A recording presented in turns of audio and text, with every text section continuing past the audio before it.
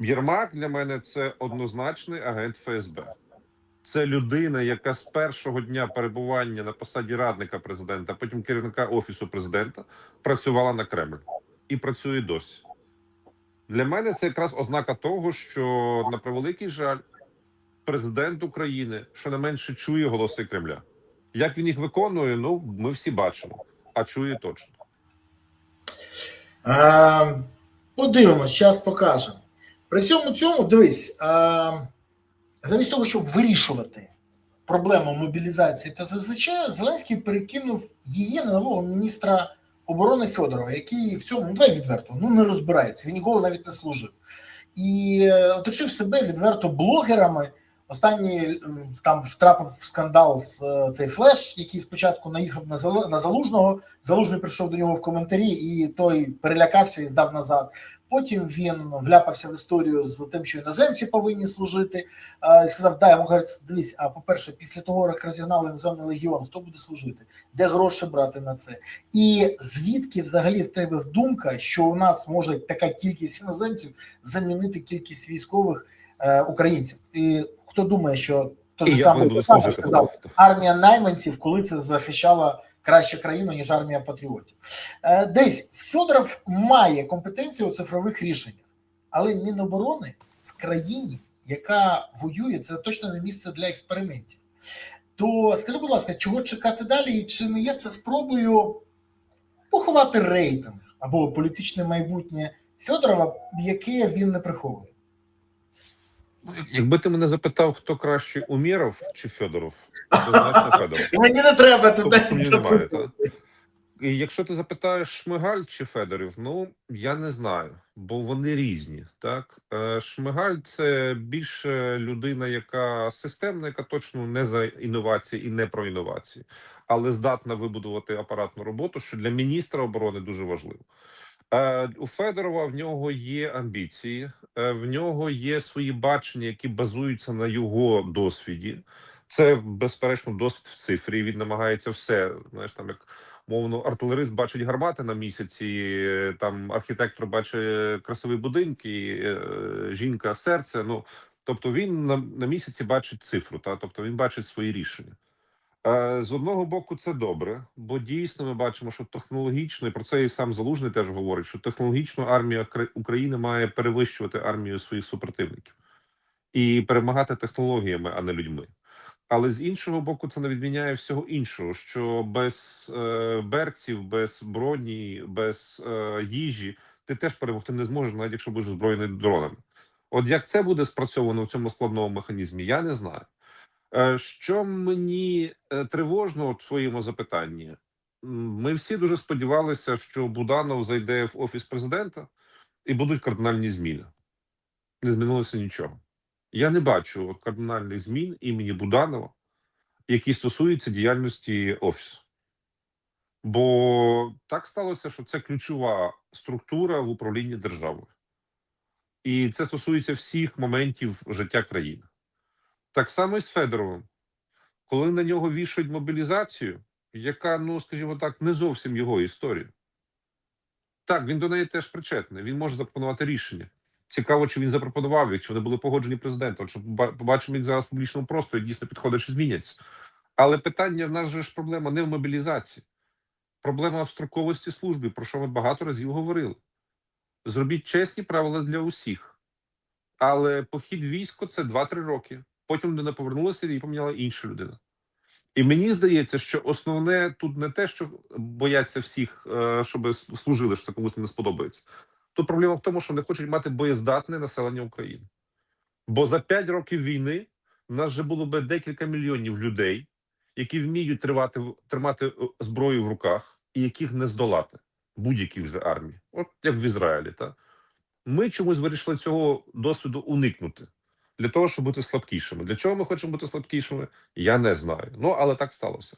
Тому питання не в мобілізації, але оскільки вона штучно, мега непопулярна в середовищі, то давайте вдягнемо її на голову Федорову. Так само, як Буданову. Якщо зараз перемовини підуть не так, а вони заглухли реально, то всі мінуси від цього всього вдягає на голову Буданов.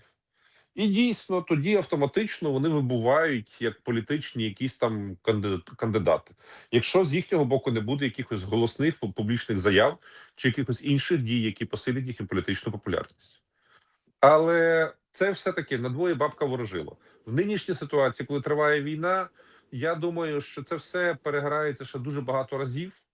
Потім ми війдемо в стадію миру. Хто би ще не сподівався, що там в неділю підписали мир, в понеділок провели вибори. Цього не буде.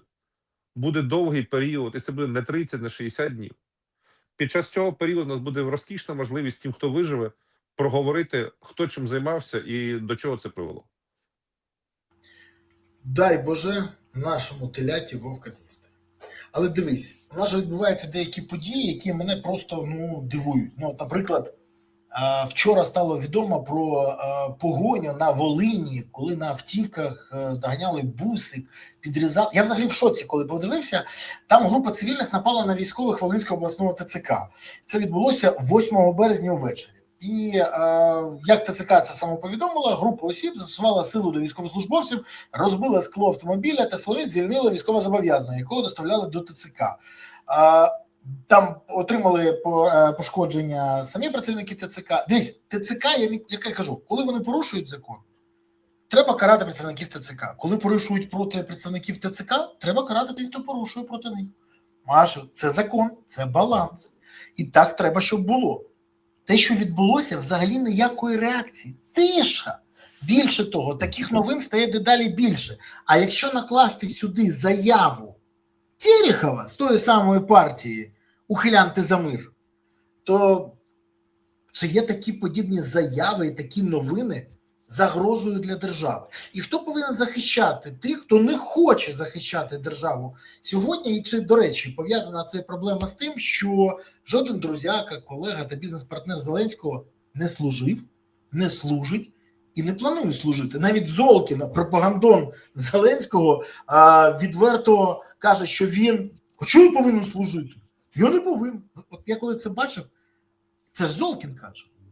І в мене запитання до тебе тільки одне. Скажи мені, будь ласка, ця ж проблема зараз масштабується. І реакції з боку держави немає. Ані вирішення проблеми бусифікації, ані вирішення проблеми ставлення отакого до військових, ані вирішення проблеми порушень з боку ТЦК. Це пасивна позиція програшна для держави. Чому ми її спостерігаємо? Дивіться, я слабо собі уявляю, і це мене менше хвилює, там Іванови, Петрови, Золкіни штурмгрупою проривають десь там лінію оборони чи там йдуть в наступ. Хоча вони могли б, бо всі здорові хлопці, начебто нічого їм не заважає. Те, що дійсно жоден міністр, жоден прем'єр-міністр і жоден високопосадовець Зеленського не був в реально бойових умовах і не воював, це проблема. І це теж Зеленському вдягнуть на голову після того, як настане мир. І його Єрмак дорогоцінний, який там оголосив з сльозою в голосі, що він пішов в лави Збройних сил, так до цих лав і не добіг. То хотів спершу адвокатом стати, то вже зараз якийсь там комітет з адвокатської спілки очолює. Тобто мається чим завгодно, живе своє краще життя. Це проблема. Але от твоє запитання, воно кореспондується дуже гарно з твоїм попереднім запитанням. Дивися, а для чого взагалі оці всі шоу, оці всі погоні, затримання? Ми ж живемо в епоху цифри, яку якраз любить Федорів. Диджиталізуйте це все. Насправді, будь-які правоохоронні структури, якщо вони не закривають очі, встановити точне місце перебування кожного громадянина України – це декілька хвилин часу. При нинішньому розвитку технологій, при дії завантаження кожен смартфон, при багатьох інших інструментах, які є. Я вже не кажу там камер. Так, а чому досі всі списки не оцифровані? Хто має служити? Справді. Хто не має служити? Бо він справді заброньований, він справді потрібен для критичної оборонної галузі. Чому ми влаштовуємо якісь сафарі? Просто підійшли культурно, от зараз цей там вдома, чи зараз він там в кафе, чи зараз вийшов, друже, ось тобі там 2 дні, ми тебе чекаємо, ми тебе все одно знайдемо, ти маєш це зробити. Ти відслужиш чесно свої 2-3 роки і повернешся додому. держава все зробить для того, щоб ти вцілів, щоб ти не був скалічений, і потім мав робоче місце, після того, як ти чесно відслужиш, але ти маєш це зробити як громадянин країни. От чому ми так не хочемо зробити? Тоді, можливо, не буде маси інших проблем.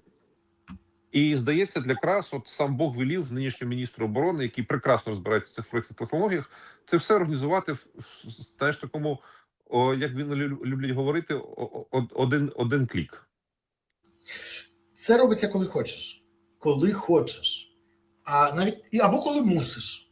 А тут, схоже, і нема бажання, і нема примусу. Тож я саме тому нічого не чекаю. Але ти знаєш, в мене є одна історія, яку я уважно слідкую і слідкую постійно по всій Європі. Це українські біженці. Наприклад, число біженців з України в Литві збільшилось на 10 тисяч за останній рік. В Латвії, до речі, зменшилось, але виключно на декілька сот людей. За даними на 5 березня цього року, у Литві проживає 53 тисячі 379 українських військових біженців. До речі, друзі, а напишіть, звідки ви дивитесь зараз ефір. Напишіть, куди закинули зброю, де ви зараз? В якому місті, селищі, країні? Де ви наближаєте, або чекаєте на перемогу? Напишіть в коментарях. Пишіть про це, зараз цікаво, особливо по це. Будемо потім дивитися і аналізувати, звідки ви дивитесь. Так от, зараз в Литві проживає 53 тисячі 379 українських військових біженців. Рік тому було 43 тисячі 71. На початку березня 39 тисяч 400, березня 24-го року 39 тисяч 468. Тенденція збільшується. А в Великій Британії зараз проживає вже більше 300 тисяч українців. А на кінець 24-го року, або на початок 25-го, їх було трохи більше 250 тисяч. Їх кількість збільшилась за рік більше, ніж на 50 тисяч. Збільшилась кількість в Німеччині і в Польщі. Збільшується кількість. І ми це помічаємо. І це не переїзд з інших країн Європи, а це нові біженці згідно офіційної статистиці і реєстрації. Експерти кажуть, що бажання повернутися мають менше третини біженців, з яких майже 80% не мають гарантії того, що вони повернуться і залишаться, а є в них думка, що вони можуть знову повернутися, виїхати з України. Скажи мені, будь ласка, при цьому ж ані Зеленський, ані його команда нічого не роблять, щоб мотивувати українців повертатися. І це страшна ситуація. Більше того, Мін'єд, який очолював кум Зеленських Чернишов, поки відомий тим, що повернув тільки одного міністра, а це сам Чернишов, і тим, що цей міністр отримав підозри в корупції. 2 штуки.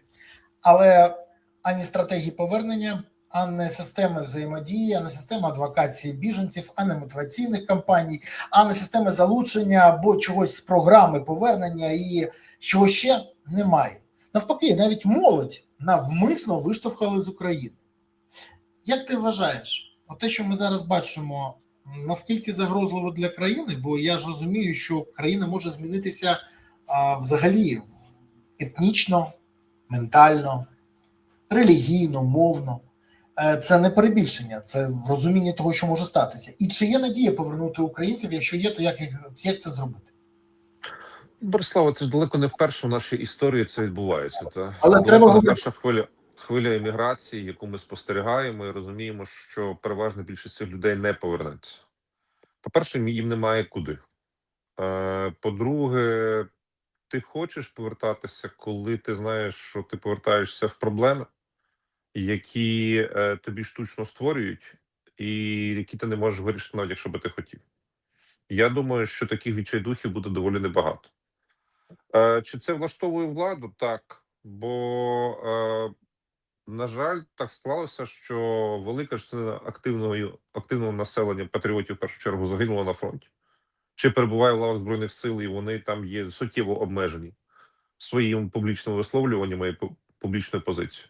Інша активна частина виїхала, і дуже багато серед них представників бізнесу, які абсолютно стали успішними протягом дуже короткого періоду часу за кордоном.